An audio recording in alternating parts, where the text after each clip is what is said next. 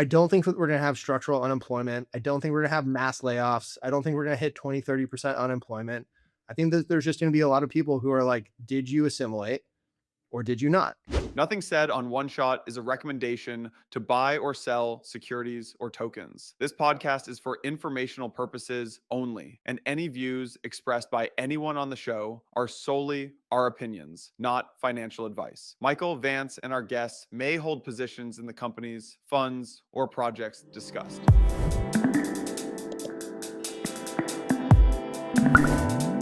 All right. Well, welcome back. We're back on the One Shot Pod post a couple of trips and a couple of doctor's appointments, a couple of eye dilations, and We're in one piece, which is good. And I've been told that I'm now a somewhat of a glasses wearer. I've been told that I look like the ServiceNow CEO. He's kind of a fox. He's a well, silver-haired fox, and I like it. there's a difference between wearing glasses and sunglasses everywhere. If you start wearing sunglasses everywhere, Right? Yeah. I guess. But look, I'm gonna single-handedly bring back the transitions glasses. I don't know if anybody wanted this, but I'm bringing it back. 2003 is calling. Dude, I need my mango jewel back Oh, and these transitions, and Jules, we're gonna be sorted out. And that appears to be what's next on Trump's agenda is getting the mango jewel pods going. So just wait, I'm hopeful for that. just wait till the OG recipe for locos come back, and it'll be danger. Will Well, nobody drinks anymore except for me apparently. So we're there's not many of us left. help them out. Um, but yeah, I mean, I think it's been a few weeks, so it seems like the war has stopped and started multiple times in that time frame, and it does seem like the stock market and crypto to some extent are looking through the Strait of Hormuz situation. And there's this kind of broad melt up in semis, memory. The first half of the first quarter of this year was really dominated by the Jim Chanos cinematic universe, the Michael Burry cinematic universe, commenting on how these chips were going to only be useful for um, 2 years. 1 to 3 years, and it just looks like they're going to start bringing back like the A100s, which predate the H100s. And so things look really good on kind of the AI CapEx side and the hyperscalers reported earnings. But what do you make of all of this? Well, I think there's a reason why. Like, I don't know if we get back to A's, but the reason why the H100 price chart is actually, I think, up 30% on a per hour basis for since the start of the year. The B200s are also up like 20 or 30% in the last few months. It's just like there is a lack of compute power for the AI compute industrial complex build out, everything that we're talking about when it comes to token proliferation or production is just in such high demand that anything and everything needs to get thrown into the mix. And I think this is something that people talk about is every single potential megawatt of power will get powered with GPUs in the fullness of time. And I think the things that are powered right now that are being underutilized, just to keep in mind, the H100s are 5 years old. They came out 5 years ago. The A100s came out, I believe, in 2017, maybe 16. So like we're approaching almost a decade old chip, and they're still being fully utilized. Google has come out and said that the TPUs that have been coming out for the last 5 or 6 years, those are 100% utilized throughout their entire ecosystem. So I think the Michael Burry perspective that happened, I believe it was November, December last year, that kind of drove this sell off in semis and kind of the AI industrial capex ecosystem drove that sell off, was just patently wrong. Like he just swung and missed completely. Where he predicted that the 5 year time horizon for the lifetime value of these assets was actually closer to 2 or 3. The reality is it's actually probably closer to 7 or 8, maybe even 9 or 10, depending on which asset and how it gets utilized. Because this isn't just like a homogenous set of like, oh, you're producing like a pre-training token, constantly. This B200 asset is like used for training, et cetera, et cetera. It's like, no, there's training, pre-training, post-training, inference. They're just use cases kind of along the entire stack. But because there's such a lack of supply, it is incumbent upon the users or the consumers of these to start to reutilize existing in ways that they maybe hadn't used before. And so I think that that is just like a recognition that's slowly starting to happen. And I think it really sort of kind of came to a crescendo in a lot of ways last week when we got the hyperscalers. I can't remember. I think it was Wednesday last week where it was like the murderer's row of earnings reports, and they all reported on Wednesday, and it was just like, oh yeah, the capex build out. Well, Google just like completely beat estimates, but like the capex, guidance that they provided, which basically at the beginning of the year they said every single dollar of free cash flow that we have we're going to put into capex build out, and they doubled down on that and furthered it even bigger going into the end of the year and probably into 2027 as well. So I think Morgan Stanley also then came out and said that there were early estimates of 2% of GDP is going to be driven by AI capex build out. The new estimate is potentially somewhere between 3 and 5% of GDP for the US is going to be by 2027. So like this is not stopping. This is like, I don't know, maybe the fourth inning of this entire story if it started 2 or 3 years ago. But what it's and that's not even like a fair analogy here because like every single inning that progresses just gets bigger and bigger and bigger. So by the time we get to like the eighth inning or the seventh inning, it'll be like 2 or 3 times bigger than we're talking about right now. So I think this is happening in real time and it's happening kind of in front of everybody's eyes and in the public markets. But most people just aren't paying attention to it. I would say, enterprising or people in the industry are paying attention to it. People that follow Leopold Aschenberger's 13Fs are definitely seeing it. But I think broadly, the rest of the world is kind of head in the ground or a little bit kind of stuck in their ways. We hate AI. It's kind of a weird phenomenon. Yeah, it's not great when you see, the data center that got blown up in the Middle East, everyone in the comments of that being like, "This is great." And so there is kind of like even like a geographic disparity in understanding and appreciation of this stuff from the East Coast to the West Coast. The other kind of connection here to, crypto is, Chip, and USDAI, which launched, I think last month. Really what they do is they serve the hyperscalers have no issue getting financing. In some scenarios, like the hyperscalers have to like put up letters of backstopping for the data centers they work with, but they generally don't have an issue getting the money. There is this really big market of small and medium-sized businesses, and maybe small, not as much, but like medium to large businesses, anybody who isn't a hyperscaler, people who are buying like $200 to $500 million of GPUs, as big as that sounds, people don't really respect that as a marquee underwriting position.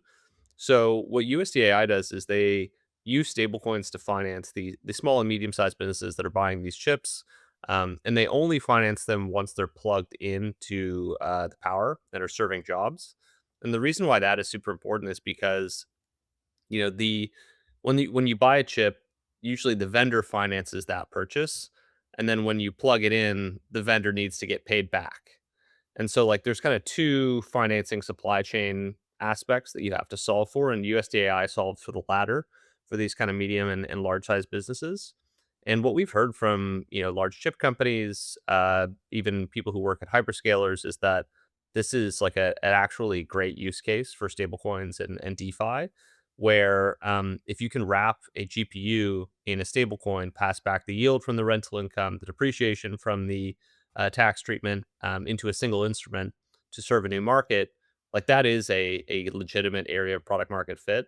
And so I think what these guys have been doing is really really special and really important, and it's just great to see like we're starting to see and one of the use cases for DeFi is the financing. I think the other maybe a little bit further afield use case, and we backed a team that spun out of OpenAI a while back. Light on details because it's not all public, but as these data centers kind of shift from being like these like super heavy duty clusters that are heavily concentrated to more distributed data centers that have the ability to work across different types of GPUs and different locations and different standards. like there is this like interesting through line that's starting to emerge where like putting crypto and AI together makes sense. But it's not like marketplace models. It's not um I mean BitTensor I don't have a core view on, but like there's starting to be something there, which is cool. Yeah, I don't think that we're in a position right now to like say whether or not like crypto slash AI, whatever that intersection is going to be, more of the BitTensor model or maybe more of the financing model with USD AI. I think the reality is it's probably both, and that the thing that is notable right now is that the CapEx side as well is working on the real world and traditional Wall Street and traditional financial markets, and lo and behold, it's happening in crypto too. So I think it's just going to be an interesting one to watch. Maybe. What one last thing before we go off this subject, Stephen Moran, who is actually on Blockworks a few times, gave an interesting speech about the impact of AI on the R star, which is like the neutral rate in terms of where you set it.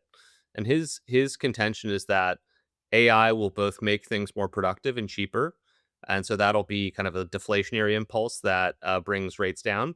But also, if you're able to finance at these super high rates of return, like the neutral rate over time may drift upwards. Yep. And so I think there's this natural tension that's going to emerge, and this is like a little bit like futuristic corner, where like if AI is driving the rate of return that's required for an investment up, but you still have people who want to take out like a 30-year mortgage. Like you're going to see this bifurcation of like the machine interest rate versus the human interest rate. And like the machine interest rate will be more correlated to what is the rate of return on capital. The human interest rate, I think, will be more correlated to what is the neutral rate, and then what are the government policies that are supporting long-term national objectives like everyone owning a home, being able to have a credit card that's not at 20% interest rates. Um, there's so much innovation happening in AI that's going to impact things downstream. And the hope is that, some of that will help actually bring down the costs of the interest rate and the interest rate curve for consumer purchases, be it homes, be it cars, be it iPhones. Like even the price of consumer electronics is starting to go up because of this stuff. And there's going to be this issue where it's like the machine economy versus the human economy. And you see this in people that kind of have worked in macro for decades where they're like, the copper gold ratio is breaking down. It's like, dude, that doesn't matter at all anymore. So interesting times. Maybe some policy objectives going forward that will be downstream of AI, but no doubt that it's changing how things work. Totally agree. I think And we're that's why we made the investment in Better too. Like there has to be some sort of innovation there. yeah. I think that we're kind of in the middle of and this has been talked about multiple times, but every other type of technology innovation has been linear by default. But what is happening right now, because it's the speed of software and we already have the internet, is that this is happening with exponential speed, and so every month counts as like 6 months in previous times. And I think what we're also starting to see is that this will start to take effect in the economics of the outcomes here as well. Not just in labor markets, as everybody has talked about, but also in potentially the interest rate market. Let's talk. We should Let's talk clarity. yeah, let's talk clarity. So I think we have talked about clarity. I don't even know how many times at this point, but it does seem like we have gotten to what was expected, what was also called out as not everybody's going to be happy, but it is a compromise. It is a solution. And what in particular this solution is a compromise on the yield that is generated or can be generated by stablecoins via payment stablecoins being held on um, restricted third-party platforms. And the reason for this, specific call out is the banks basically said, "Hey, we don't want you to be able to just hold USDC on Coinbase, and Coinbase just pays you like a money market fund. That's our business. You can't steal our business." Coinbase says, "Okay, fine. Well, then what's the solution? How do we do this?" Because credit cards and credit card companies or payment companies are able to say, "Hey, every time you swipe that credit card, we're going to give you cash back." So that's a rewards program. And you're able to get discounts if you're a member on certain ecosystems or certain platforms. And you can have, discounted fees or discounted rates and et cetera, et cetera. So like those things are okay. But like you're telling us that we can't do this, we're calling these rewards, and the banks say no, these are basically interest payments like a money market.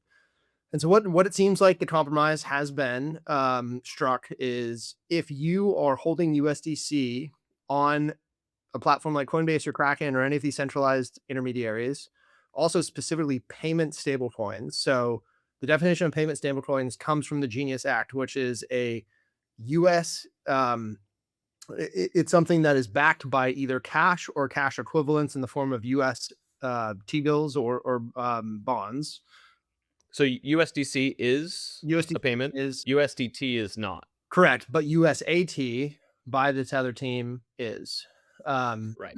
and so that's the delineation here, the market map. But right now, if you're holding USDC on Coinbase, you're earning, I don't even know what the rate is, but probably like 3.5%, give or take, in terms of just rewards that you're receiving for passively holding that USDC on the Coinbase platform. So what the compromise basically says now is you have to be taking some action, doing something, whether it's transactions or participating or have a membership interest, and this is part of your membership rewards for you to be earning that reward stream. Um, what was immediate was so this language came out last week. It was kind of floated over Twitter that there was going to be some compromise a few weeks ago, and that it was probably going to involve some sort of like inactivity call out where you can't just passively hold these coins on this platform to therefore in your interest earn your interest or rewards, because the rewards by basically completely look like interest payments in a money market fund. um Coinbase and all the Coinbase executives that have been working on Capitol Hill fighting this, or negotiating, compromising for this, came out immediately over Twitter and said, "Mark it up. Let's do this. It's time to sign this. Let's go forward." Uh, and what has also happened in the days since is there's been some pushback from what looks like some of the banking community saying, "Hey, there's too many loopholes. This isn't clear enough. We need changes." Um, but what was also said, throughout this entire process is there's going to be some compromise, and both sides are not going to be happy. This is what a compromise looks like. It's not going to be perfect for one side. It's going to be okay and manageable for both sides. And so I think ultimately this is probably where things will land. I hope that there's not, any sort of like stick in the mud type perspectives that continue forward. On Polymarket, I think the odds went from about 40% that this would pass in 2026 to almost 70% overnight as soon as this language became available. And so I'd say like the chances of clarity going through are actually very strong right now, which ultimately is probably one of the best things that could happen to the crypto industry at large. Because we're talking about stablecoin yield here, and we're talking about this one particular topic, which actually has more to do with the Genius Act than anything else. But let's not forget that the Clarity Act is the market structure bill for everything else. It includes, what is a decentralized assets? What is decentralization? How can we define something moving from a security to a commodity? Who's the regulator in charge? What are disclosure regimes going to look like? Now, a lot of that is pushed to rulemaking and decision making in the next year post approval, post this law being signed. But it is something that pushes the cart down the path of us being able to get that market structure and clarity, for the rest of the industry. And frankly, this is what entrepreneurs have been waiting for. So I'm very hopeful that this is, the final hill that we needed to cross to be able to get this thing done. And it seems like there's a path to it getting signed, hopefully by the 4th of July. That's kind of what people have put out there as the date. But yeah, just curious, what your thoughts are and where you think it lands. Um, this legislation has taken a long time, and I don't think it's for naught. It's going to be really impactful. The sectors that it is going to impact most specifically is just making stablecoin businesses legible to capital. And I was just looking this up with Codex, but and Paulo tweeted this. Tether has bought more treasuries in the past 12 months than the UAE, than Saudi Arabia. Everyone except for Japan has bought more than China, and the UK. Like these are serious national security and fiscal stability businesses. I would say at the same order of importance as these large AI companies in a very different way. But uh, maybe like a prediction here is that, if this does pass, and I think it will, what you're going to see in my guess is that the US government is going to take a stake in most of the major stablecoin issuers. Like, if you really think about it, like, there's the rare earth deals that are happening, there's the drone deals and the military deals and the kind of US expansion deals. Why are we going to let someone who is theoretically going to own, if you're Tether or if you're Sky, hundreds of billions, if not trillions of dollars of US debt with little to no oversight? We know that Chinese yen stablecoin projects are starting and they're starting to grow. We know that this capital is kind of up for grabs, and there's going to be a huge beneficiary here, and it can be the US if these things are aligned. But if there's no regulation, I think that is a detriment to the country. So maybe that's my prediction, is that you're going to see the US government step up and take a stake in these issuers, Well, especially the ones that are abroad. yeah, I think if we just break it down, I think most of the largest issuers are abroad. It's basically Jeremy Allaire is the only one that's not. So He's the only non-European. I tweeted that too. It's yeah. a wild fact. Um, yeah, I mean, well, I think Genius covers more of stable coins, and I think that this fight, which has been pushed to clarity, is really just kind of a cleansing of a loophole that was created with the Genius Act. So I think that this, I guess, it'll be interesting to see kind of like the implementation of the market structure side, because that has way more to do with basically everything that's not a stable coin. And that's what Clarity is. Genius had a lot to do with everything to do with stablecoins. So I think once both of these pass, or if we can get both of them across the field, it's just going to be very exciting for anyone who's building in the space, because you'll have a playbook. And I can't tell you how many times entrepreneurs have come into our office and said, "Okay, well, what do I do? How do I launch a token? What's a foundation? Why do I need to have a foundation? Where should it be domiciled? How do I disclose things?" Like, people just want to do the right thing. I think most people want to do the right thing, but they don't know how, because we don't have rules in place to be able to tell them black and white. Here's the rules. Here's what to do.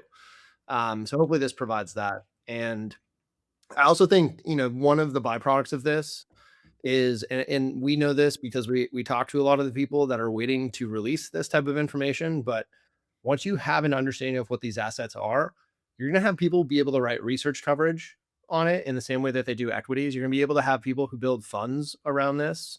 You're going to be able to have people who build like structured products around this and sell it to registered investment advisors. So if you want to have like a triple levered sky staking ETF that uses leverage and it's risky, but like you get 3x the staking rate by putting it into the wrapper of an ETF and then selling this, or as a money, or as a mutual fund. I think that type of stuff is going to exist. But what is holding that back is just an understanding of what these things are. And then the third variable that I think is really important is everybody kind of follows the US in terms of what our financial regulations are. We are the best. We have the best capital markets and capital formation across the entire world. And a lot of that stems from the fact that we have robust property rights and we have robust rules and regulations and regulators. And so whatever we do kind of gets emulated across the world. So once this goes into place, I bet that there's a lot of other systems and structures that follow. So this isn't just going to be for the US only. And I know a lot of people will probably say, "Oh, well, crypto lives or DeFi lives outside the US." It will trickle out into the other places where people are existing, not in the US as well. And so that's why I think this is a huge signal to the industry. Um, and one of the reasons maybe why we're seeing Bitcoin above 80K right now. There is kind of this excitement that's back. I think um, what we are probably seeing, not to completely switch gears, but what we were probably seeing is just this kind of interest in and kind of TWAP on this asset that is, slowly grinding up. And I know when people on our team have talked to people who are, large buyers that sold a lot of Bitcoin in the last 6 months, namely towards the end of the year and in the first parts of this year, the sentiment was, and the narrative was, "Oh, we're selling it at 75 because we're going to buy it back at 55." And I think, if you sold it at 75 or at 65 and you're like, "Oh, it's going to go down another 20%," and you're just sitting there waiting, watching it, and it's just slowly grinding higher, and now it's above your price, and now it's like above 80K. There's a point at which you just say, "Okay, maybe it's never going to hit my price target." I'm going to be sitting here waiting. I should probably just buy back in. And I think that, is probably the more likely case as to where I would put the market, right now, going back to what we talked about at the beginning. It seems like the bouncing ball effect of the Iran war on, off, it's, halted. It's the Strait of Hormuz is open. There's a deal. It's There's not a closed. deal. Who knows? It's like, but every single time that that happens, the, the brain damage exists and it has less and less of an effect on how people are viewing the markets and their risk appetite. And so I don't think it really matters at this point, whether it's on or off, except for when it is officially done. That will be a bullish catalyst. And so anything now is kind of like upside risk. And I think that that's kind of what the market is stiffing out, where it's like you don't really have Yep. anything that is like downside risk potential. Like they're not going to come across over the overhead and just be like, oh, it's over. We're blowing things up and we're shutting down the strait, because we know that it'll last for about 24 hours. And then they'll be back at the negotiating table and like things will open up again. But when it's officially done and when there's a deal signed, I think that's when markets will rip. Or in the meantime, something else could happen, like Stretch, going and getting approved to do biweekly or um, semi-monthly dividends and actually have that get back above par. There's a lot of positive things that I think could happen in the Bitcoin ecosystem, and then everything else trickles down from there in crypto. Yep. Yeah, I think the stretch product, there's also a new note on if you're over $100 billion in market cap, you are a potential automatic inclusion in the S&P 500. And I think MicroStrategy is 70 or 75 today. Um, so there's still that kind of potential. And the Saylor and MicroStrategy had a call last night where I thought this was actually kind of smart. I heard different takes on this, but he said, look, like at some point, we're probably going to sell a little bit of Bitcoin and pay out a dividend just to inoculate the market to that fact. Because there's always been this, what happens if he sells? What happens if this or that? I think over time he's gotten to be a better player of this game and a better judge of the sentiment and a better estimator as to how to cut people off before they can even raise an issue. Um, and Avi from 1000x tweeted this too, but like that is a very bullish, in my mind, perspective for Bitcoin to have someone who doesn't seem like he is just totally out of his mind or has these like weird hard ideological rules around what he won't will or won't do. So I think that's very positive, and there's this quiet recovery happening, and that's generally how most of these bear markets have worked in my life. Is just things are getting slowly better, and they're getting so better or so slowly better that you don't really notice. And there's these other games in the stock market now, and I think that is a change from the kind of prehistory of crypto era where there was really nothing going on. And I think the way to think about that stuff is like you actually should be rooting for um, just these things to like reprice, because the faster they reprice, the faster that money is starting to think about where else to go. And you should also just be grateful that there's these opportunities in public markets, and we've taken a lot of those shots, and they've been great, especially in public equities. But I mean, it's just like a great time to be a public market investor in general, be it in public equities, be it in crypto, and then the venture stuff is just kind of the just be very patient with the moonshot type idea. But all par for the course on how these bear markets usually manifest. I'm just curious, we've been talking a lot about Saylor and strategy, and he takes on Bitmine and Tom Lee. It feels like relative to Saylor, he's been kind of quiet these days. Well, he's been buying, OTC from the Ethereum Foundation. I think they have another week of this like scheduled treasury management stuff. So he should be starting to hit the open market probably in the next week or couple of weeks. Um, a lot of I think the quantum fear around Bitcoin is quieted down. And so maybe that is kind of less of a positive for ETH. But what is happening is that these upgrades are starting to take shape, and I guess, like, they have abandoned the L2 roadmap. I do think that is a good thing. Yeah. Scaling the L1 was always the thing that you should have done, and I don't think the tech was frankly there until now to do it.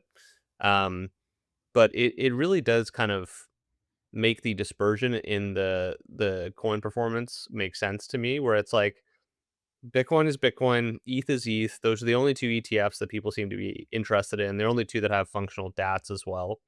The ETH story is more levered to AI, quantum, and just generally scaling to be a purpose-built blockchain for finance. And then everything else is kind of in no man's land outside of DeFi and a few compelling, maybe L1 bets or things like that. But you do want to see that winnowing of the herd, and I think that does bend to Ethereum and Bitcoin's benefit. Um, and now that Anthropic is at 1.2 trillion, at least on some secondary market that's scammy, who knows what liquidity that actually has. I would Um, put it on that one. yeah, I mean now that that has look, now that OpenAI and Anthropic are so priced up, like, and even Brad Gerstner went on CNBC yesterday and was like, they were like, "How are you feeling about the IPOs?" And like, he's doing this Invest America thing, so he does kind of have this like fiduciary responsibility to America's children, which like that's a tough spot. But he was like, "Look, investing in companies at $1.5 trillion is not a get rich quick idea," and I think that's a very political way of saying these things are expensive now, Yeah. and it's all relative, right? And gold has been on such a run that Bitcoin looks cheap, and Bitcoin is now worth, I guess, less than Anthropic. Yep. Maybe about the same as OpenAI, but um, a lot of the cards have yet to be dealt in terms of what do the financials of these companies look like. You hear rumors on podcasts, and things like Bitcoin will probably look better now that these things are fully priced up. And then the last part of this pricing up is like the memory stocks. Yeah. And there's so many different ways to think about that. I'm not an expert, and we don't own any memory stocks, but That's the if yeah, no, but like, like people are thinking about investing right now as like downstream of these AI bottlenecks. And you just want that to play out. Like you shouldn't be pocket watching on people making money in these stocks or participate or not. I think the only thing I would add to that is there is some period of time where this AI downstream bottleneck trade will exist. I don't think that it's something that's going to run its course in the next month, in the next quarter, frankly, even for the rest of the year.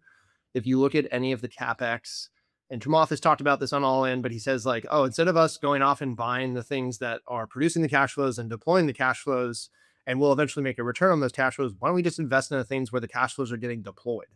Because that's where like the money's going. So follow the money.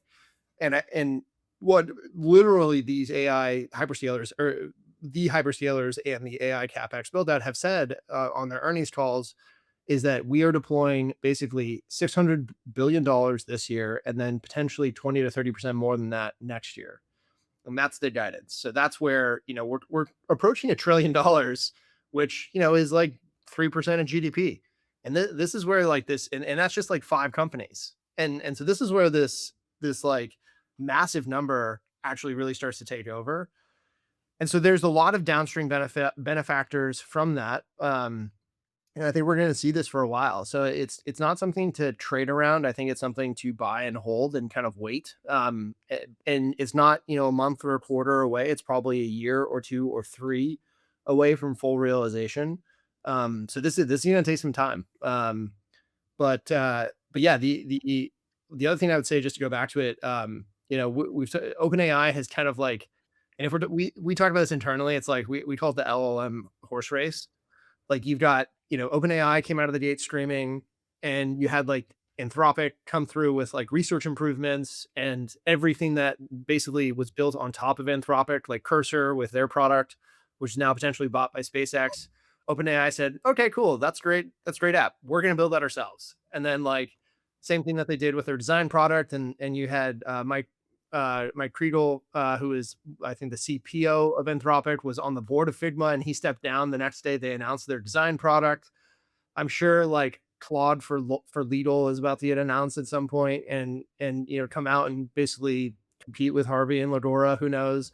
But like that's been the model of Anthropic, and they just kind of like they envelop these different application categories that they see working on top of basically their infrastructure and API, and they say, okay, well, let's just in-house that. It's been a fantastic strategy. They started the year at 9 billion of ARR. If you believe the numbers, which I do because they're in the investor deck, what did come out last week was that they're now at 44 billion of ARR. And just to like put that into context, that means that they added, I believe, 8 billion of ARR last month. It is absolutely gargantuan and insane in terms of the growth rate and at that size. And so I would imagine, some of these things are actually growing. Like Anthropic is probably, let's say it's valued at 850 or 900, wherever that deal is getting done, where they were pricing it, I believe last Friday, but it's probably fairly valued. In the secondary markets on that kind of fake exchange at 1.2, 1.3 trillion, that's not real. But when they price the eight, That I just looked, it's on like virtuals on yeah, no, Solana. It may not be a real does number. not count. But the No. private deal that they announced, and by the way, when Anthropic goes out to raise $50 billion, the way that it works is they basically send you a link and say, okay, how much allocation do you want? And then they decide how much you get. Like this isn't like a we're pitching you and like trying to sell you. It's like, okay, you put in a number and like we'll tell you what percentage of that number you'll actually get. So that is how that deal is gonna get done. But at the same time, what is happening is the horse race is continuing. And Anthropic, 2 years ago, I believe, Dario went on and basically said it was problematic how much compute Sam Altman was deploying into and buying, and it was potentially going to be something that dragged them down and become an anchor um, to their growth. And now it's looking like that was the most prescient move possible because, at least from what people have said and what we have been told, is that Mythos, in its beta state right now, is yes, there are some security concerns and people are testing it, in terms of the cybersecurity vulnerabilities potential. But I think the real reason why it hasn't launched is because they don't have enough compute to serve it. And there's been a notable downgrade in Opus in terms of it breaking or failing or not being able to be live. It's uptime. And I think that that's just a downstream effect of them not having enough compute that they've owned and operated and basically in-housed. And so I think one thing that is very notable here is that the horse race continues and OpenAI released 5.5. Anecdotally, I have heard that that is now like the preferred option for Claude, and it's way better. I think you would probably say the same thing. I would say the same thing. So I would expect there to be like a resurgence in the short term for OpenAI relative to Anthropic. And this stuff takes like 3, 4, 6 months for it to play through. Like the revenue numbers that we're seeing from April are from like October of last year for it to play through. And so I think that there's just going to be this like horse race continuing up, kind of neck and neck. It's exciting, but I think they're both going to do extremely well. And if we're talking about 54 or 44 billion of ARR on one end, like we're probably going to see them end the year somewhere between like 60 and 100 billion of ARR each. Like, and that is just like that's insane. This whole comparison. So Burry is disproven. That is completely gone. The other element that is completely disproven is like this is like Cisco from the 90s. Just like that is patently false. If it was Cisco from the 90s, you would see zero revenue and you'd see all this spend, all this money putting into dark fiber that never gets utilized. Here's what's different. There's revenue. And the revenue is way bigger than any other industry that we've ever seen before. And it's growing faster than any other industry that we've seen before. It's fair to say that this is truly different this time. Oh man. Famous last words, but I mean, look, like the other just to, like, frame it too. The last company that went on this sort of generational run was Palantir in my mind. Just from like a revenue growth perspective, but like and you add up their revenue, they're at 8 billion. So what I was going to say is the entire revenue That's base was crazy. added last month for Anthropic. Um well, there's a few new funds that have been announced, I guess like mostly this week. Han, Andreessen did it right after them, which hard to think that's an accident. Paradigm, I think, was announced recently. Dragonfly was a bit ago, but Han and then A16Z are cashed up, and it seems like both of them. I guess Han is more kind of like expanding the mandate, and A16Z is more focused on stablecoins, which I do find ironic in some way. They did sell their Sky. Never sell your Sky, first of all. But second of all, I don't think they actually have any stablecoin investments. So it'll be a new kind of, I guess, like focus for both of them. But what did you think of those announcements? I mean, maybe taking a step back, the nature of a crypto fund is changing. And I think that this was kind of talked about in the comments on these announcements, but What used to be the case, and look, we have said this to our LPs, and we've talked about this internally, and I think we've talked about it, externally as well. But what has happened is 4 years ago, 5 years ago, 7 years ago, you were looking at investments that were building products and services inside the crypto ecosystem that were selling to crypto customers, crypto users. And DeFi was this financial services stack and application category where you would be able to build financial primitives, but the end consumers were, at least at the beginning, expected to be people who were on chain DeFi natives, is what we called them. And the promise was you would eventually be able to break through the DeFi natives into the institutions because that's where all the money was. What ultimately ended up happening is the DeFi natives basically started to slowly widow away, and then that shift happened over the course of a few years. And then basically it happened over the course of a few hours on 10/10 in October. And then it basically went completely away. And the shift, was a big shift that was happening over the course of a few years. And then it finished with a bang on 10/10. And now it's very clear that crypto itself is infrastructure and rails that are just serving institutional clients. Like, there is no market for crypto native customers anymore. And that, I think, is really tough for a lot of people who have been building and kind of spending their time marketing and building community for the crypto natives and the crypto communities. But we have portfolio founders who at this point have shut down or pivoted or changed, who recognize this. Some others who are starting to recognize this, and it's starting to become more and more obvious over time. But I think that is kind of what has happened over the last, I don't know, call it since 2021. And so that is a major, major regime change.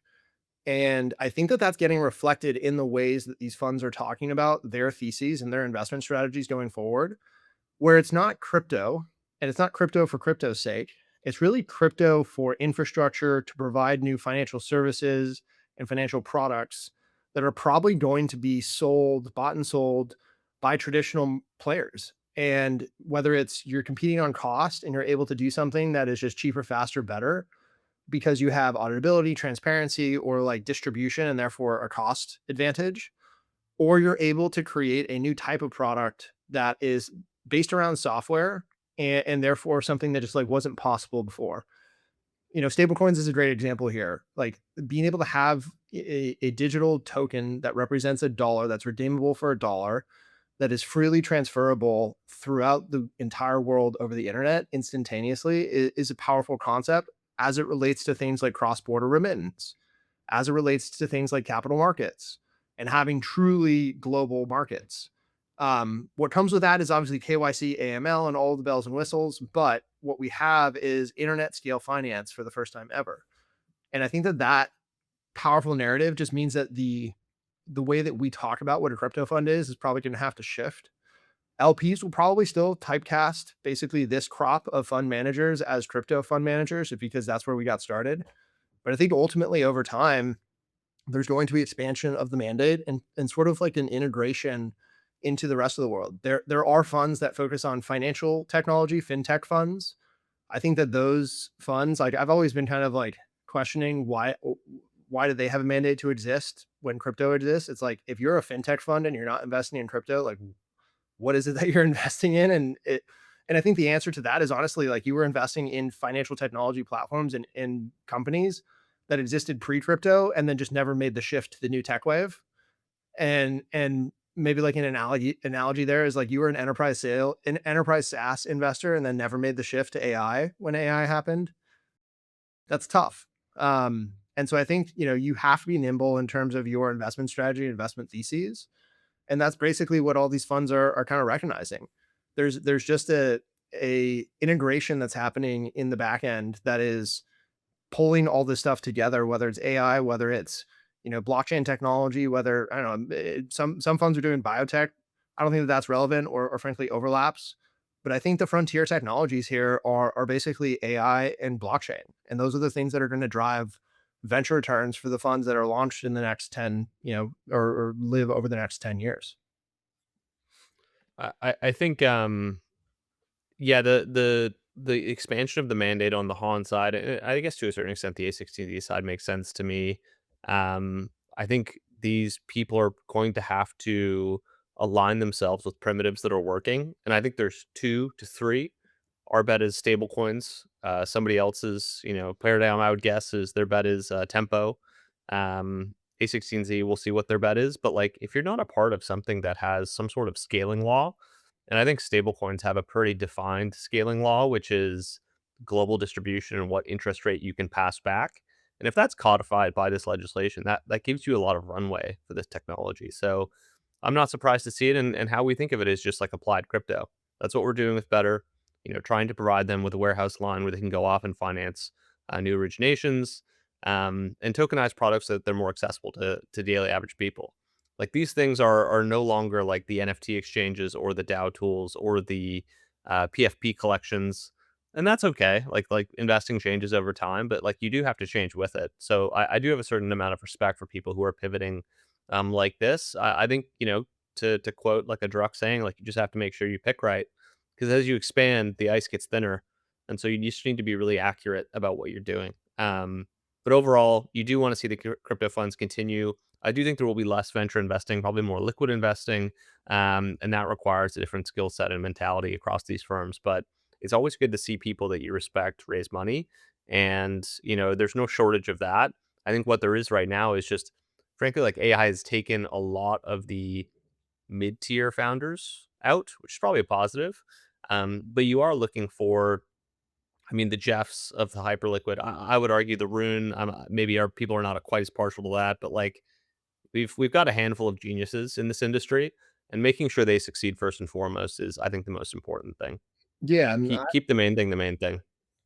for sure. I also think like just to slice it a different way too is there's a huge difference between raising a multi-billion-dollar fund and the mandate that you go after with that versus having, let's say, like a 400 or $500 million fund. And I think Han in their instance is like a $500 million venture fund and $500 million opportunities fund. Yeah, I don't know how they segment those, but really, when it comes to founders, and we consider founders, to be like the core customers of the fund. Obviously, we have investors, and we will, if we find the right founders, our investors will be extremely happy.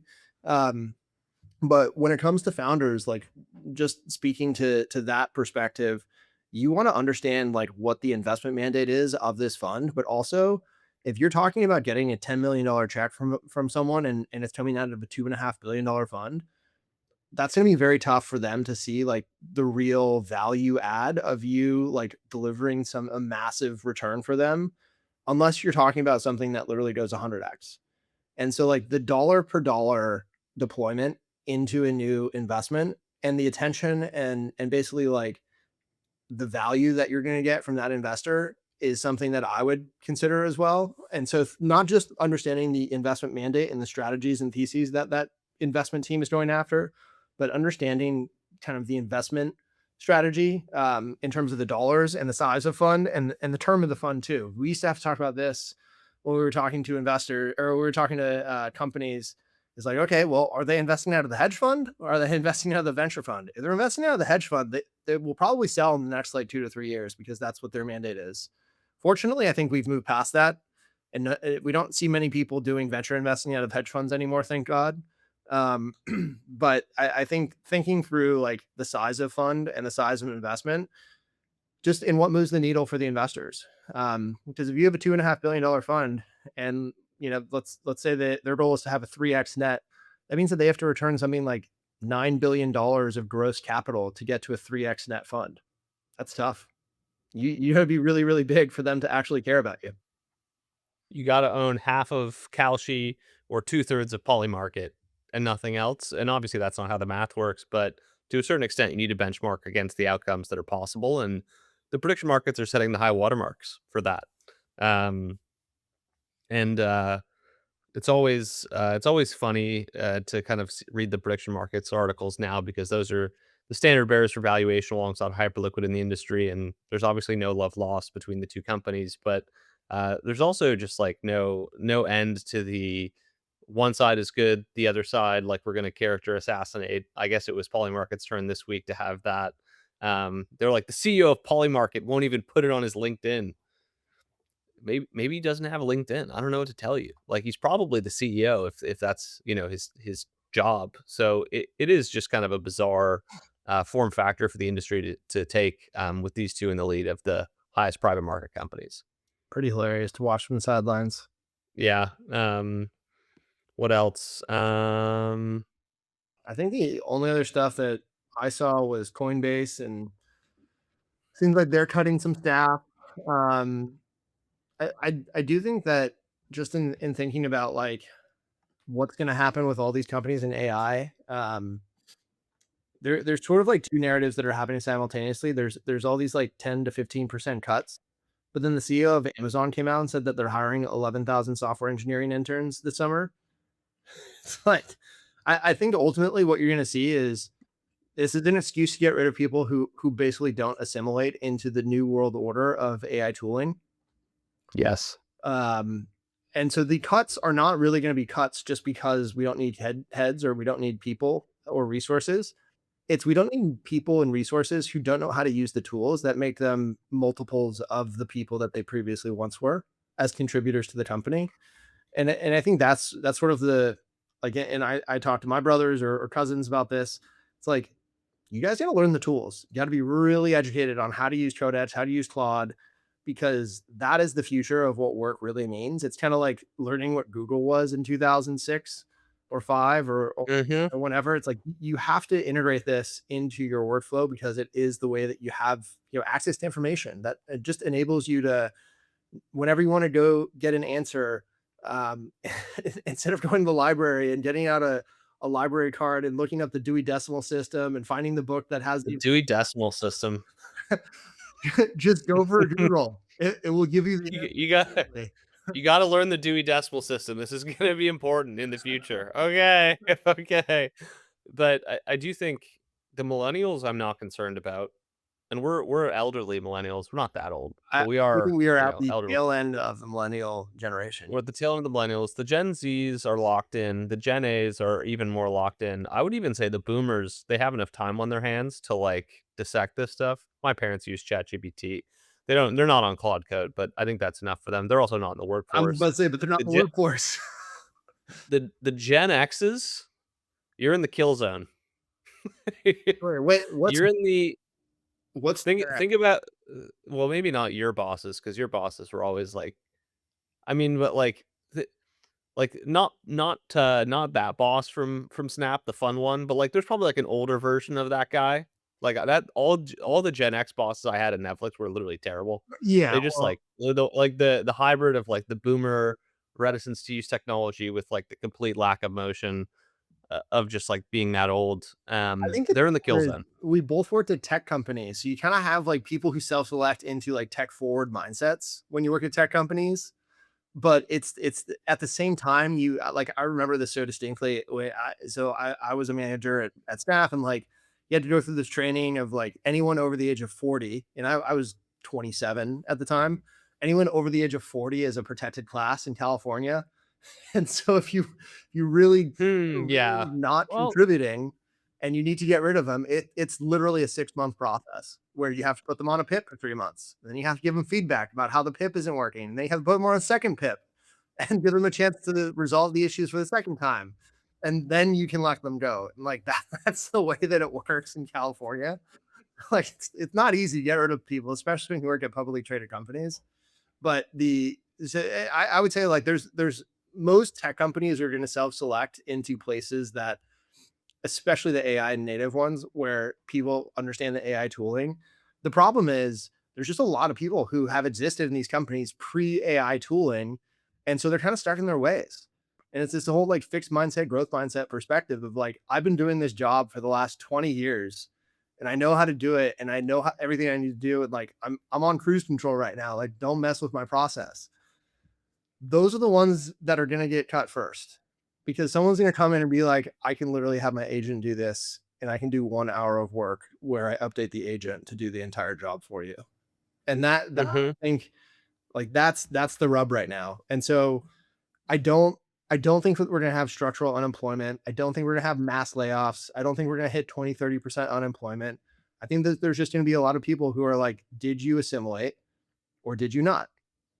And that I think is going to be tough. There's going to be structural changes, and people will use AI as an excuse, just like Block did when they overhired in 2021 and then cut back to the 2021 headcount when they fired 14. Jack Dorsey's a genius. Yeah, blame No, AI, but actually it's just COVID. you overhired. Um, That's the narrative look, I think is important. that is the narrative. That's a good place to leave it. Learn the tools, do the work, have some fun, make some money. I only have 3% battery left, so that is by default the end of the podcast. Nice. Thank you all for tuning in. We'll see you in. We'll do this every week or 2 weeks. Yep. Yeah, Next week. we're getting there. All right. Thanks, guys. Bye.